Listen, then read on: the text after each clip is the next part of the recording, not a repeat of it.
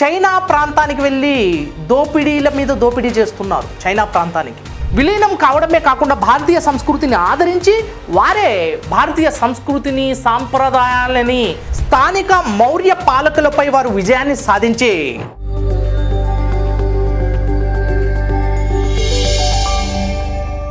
మౌర్యానంతర యుగం గురించి మనం చర్చించబోతున్నాం.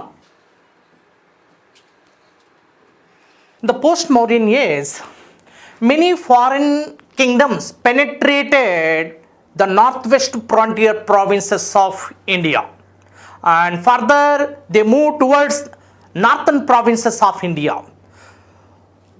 మౌర్యానంతర యుగంలో అశోకుడి మరణాంతరం బలహీన వారసులు రాజ్యానికి రావడం వల్ల విదేశీ తెగలు, విదేశీ రాజ్యాలు వాయవ్య సరిహద్దు ప్రాంతం మరియు ఉత్తర భారతదేశంలో చొచ్చుకొని రావడం జరిగింది. ఆ క్రమంలో స్థానిక మౌర్య పాలకులపై వారు విజయాన్ని సాధించి గొప్ప రాజ్యాలను సృష్టించుకున్నారు. ఆ క్రమంలోనే Indo Greeks, Scythians or Shakas, Parthians or Pahlavas, and Yuechis or Tocharians or Kushanas. These foreign dynasties came into light and they scored upper hand over the native Indian dynasties. So they were the nomadic tribes from Central Asia. మధ్య Asia ప్రాంతంలో నివసిస్తున్న nomadic tribes, సంచార జాతులు. వీరు ఒక చోటు నుండి మరొక చోటికి వెళ్ళి సంపదను దోచుకొని జీవనోపాధిని నిర్వహిస్తున్నారు. అలాంటి సమయంలో చైనా ప్రాంతానికి వెళ్ళి దోపిడీల మీద దోపిడీ చేస్తున్నారు. చైనా ప్రాంతానికి, right, they tried to enter the Chinese boundaries and started looting the wealth. That was the main livelihood conditions of these nomadic tribes, mainly the Tocharians and Parthians and Shakas. షకులు, తొచారియన్లు లేదా కుషానులు మరియు పార్థియన్లు లేదా పహ్లవులు, వీరు ఈ విధంగా మధ్యాసియా ప్రాంతం నుంచి చైనా ప్రాంతంలోకి దూసుకు వెళ్ళి అక్కడ దోపిడీ చేసి తమ యొక్క జీవనోపాధిని సాగిస్తున్నారు. But around 220 BC, Chinese ruler Shi Huangti built the Great Wall of China to protect China from the external attacks and external robberies, external invasions. విదేశీ తాకిడి నుంచి, విదేశీ దాడుల నుంచి చైనా ప్రాంతాన్ని రక్షించడానికి Shi Huangti name of the Chinese ruler Shi Huangti built Great Wall of China. And now these nomadic tribes, mainly Tocharians or Kushanas or Kushana tribes, Tocharians, they are unable to enter Chinese boundaries and they were under crisis. But before the Great Wall of China, they started looting the wealth in a large scale and they had their livelihood conditions in a grand scale. But finally, after the construction of this Great Wall of China, they are unable to cross the boundaries and there was huge crisis. And finally, there is no second option except turning towards Indian boundaries.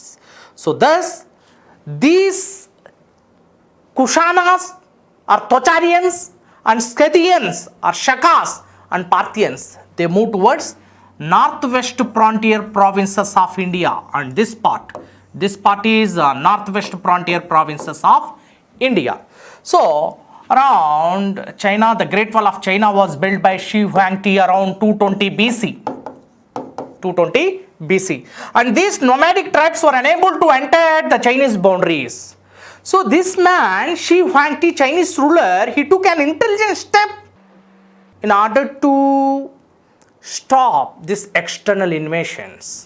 And finally, he built Great Wall of China successfully and these nomadic tribes are unable to enter, and there is no second alternate except turning towards India. Thus, the northwest frontier provinces of India were attacked by these nomadic tribes, northwest frontier provinces, and later northern provinces of India were attacked by these nomadic tribes.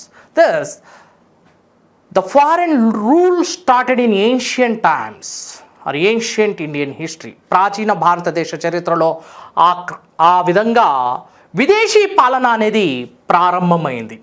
ఆ విదేశీ పాలనలో ముఖ్యంగా Indo గ్రీకుల పాలన, right, కుషానుల పాలన, పహ్లవుల పాలన మరియు పార్థియన్ల పాలన గొప్పగా సాగింది.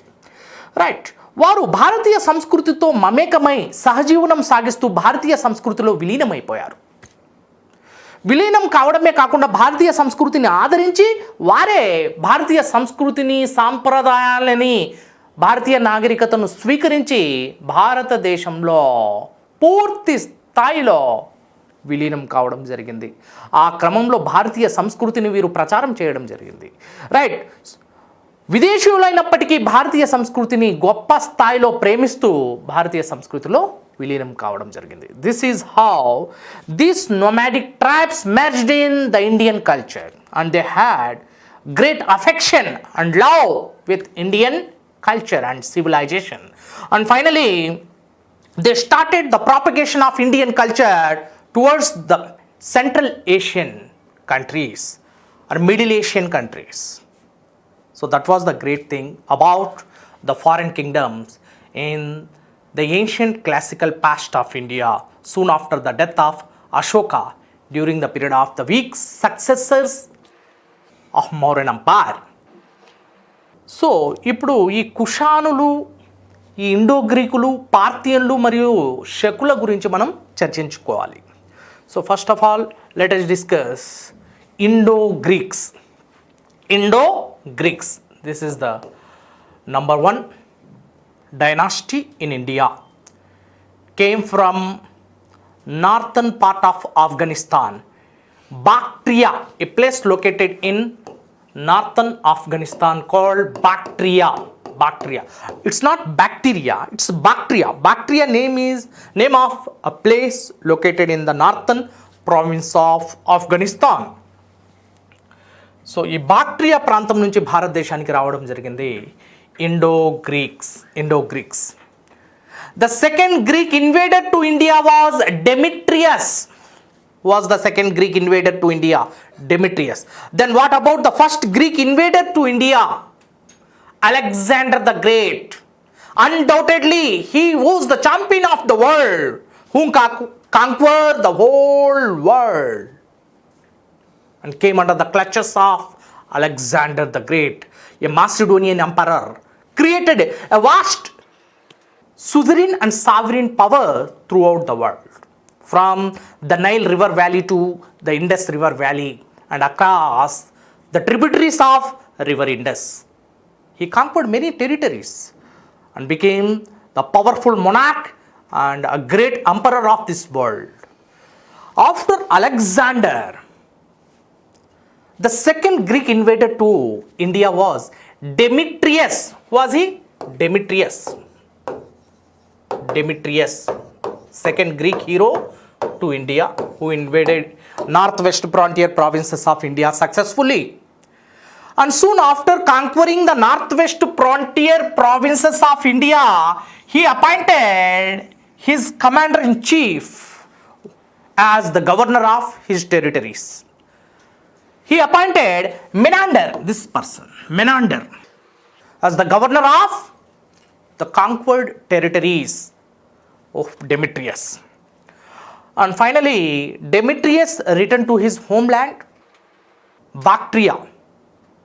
But later, he was assassinated in a Bactrian revolt. Bactria ప్రాంతంలో జరిగిన ఒక అంతర్యుద్ధంలో, in a civil war, he was assassinated by the rivals or rival groups. ప్రత్యర్థుల చేత హత్య గావించబడ్డాడు Demetrius. Right, soon after the death of Demetrius, the governor of Demetrius, Menander, declared independence and started ruling independently. let us discuss the importance of Menander in Indian context. భారతీయ సంస్కృతి ప్రకారం ఇతడు యొక్క గొప్పతనం ఏంటి, ఇతడు చేసిన తోడ్పాటు ఏంటి, దీని గురించి మనం చర్చించుకోవాల్సి ఉంటుంది. Right, let us discuss. Menander ruled from 165 BC to 145 BC, almost 2 decades period of time. 2 దశాబ్దాల పాటు మెనాండర్ వాయవ్య భారతదేశాన్ని పరిపాలిస్తున్నాడు.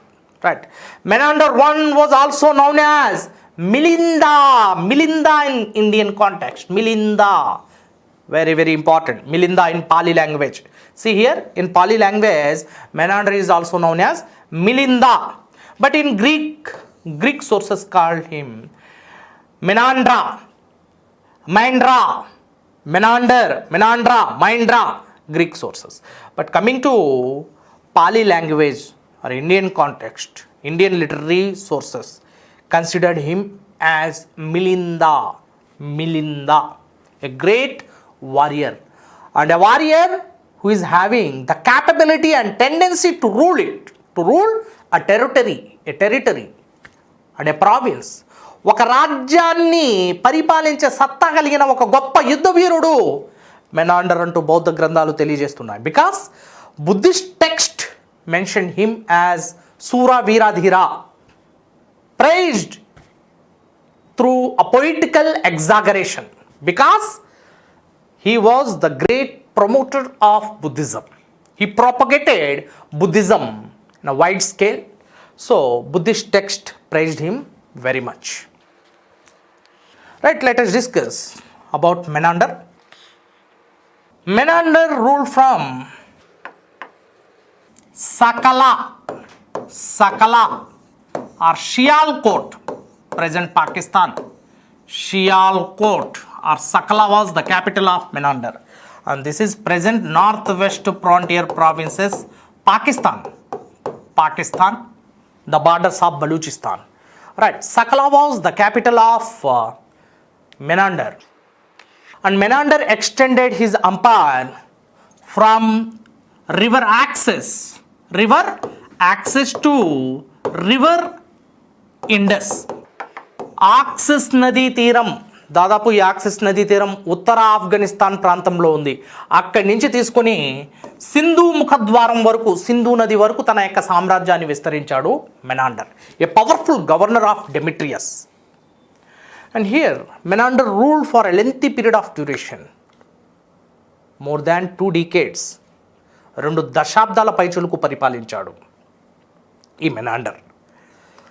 Menander was the first ruler in India who issued and minted gold coins, and these are double die struck coins, very important.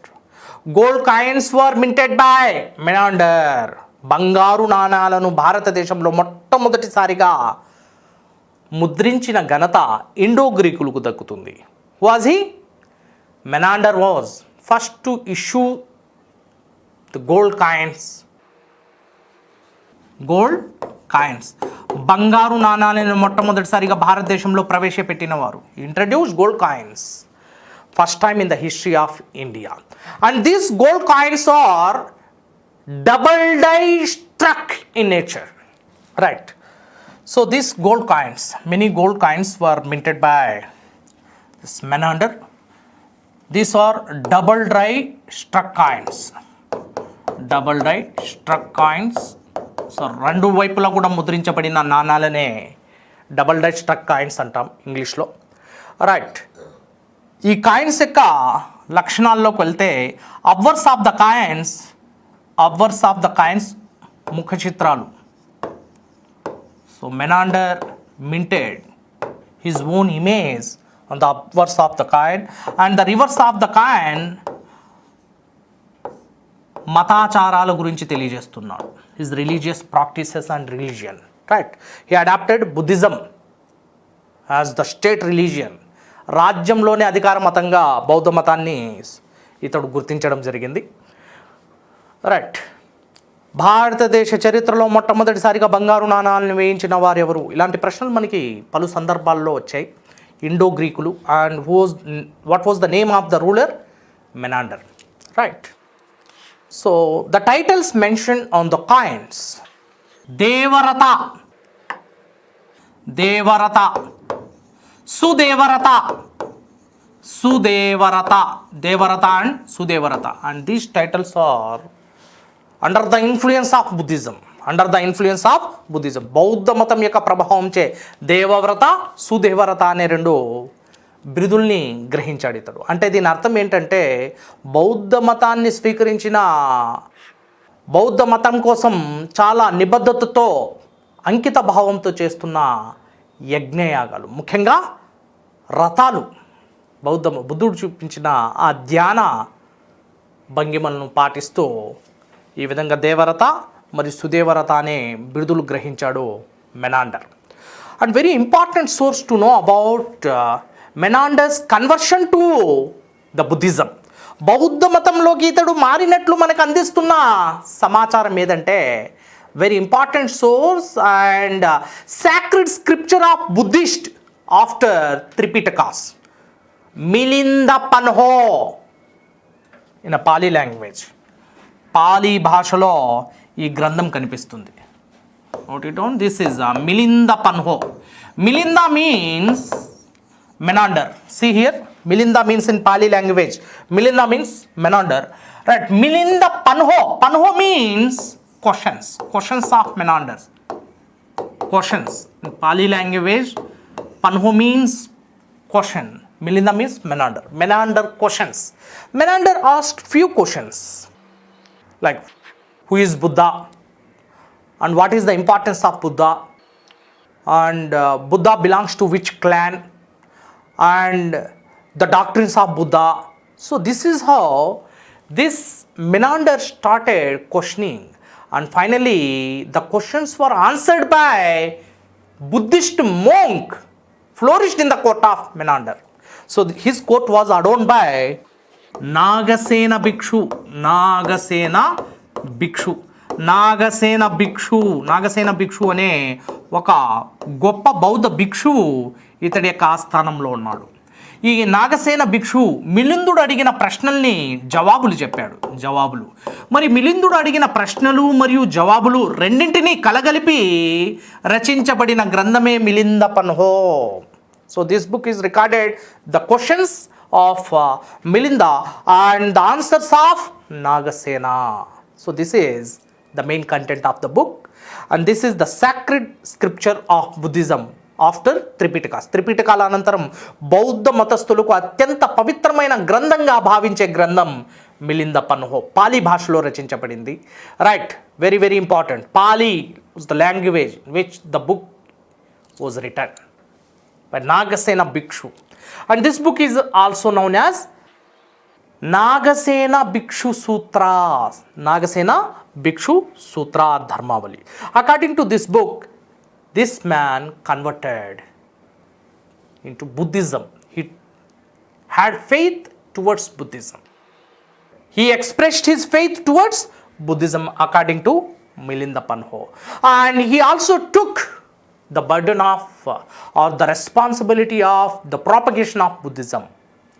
So this is how Buddhism became the state religion during the period of Milinda or Menander. So this is about Menander. So mainly the two important things here, one is minting gold coins first time in the history of India, and number two is the great propagation of Buddhism, and the main source is Milinda Pannho. These two are very important with respect to this Indo-Greeks.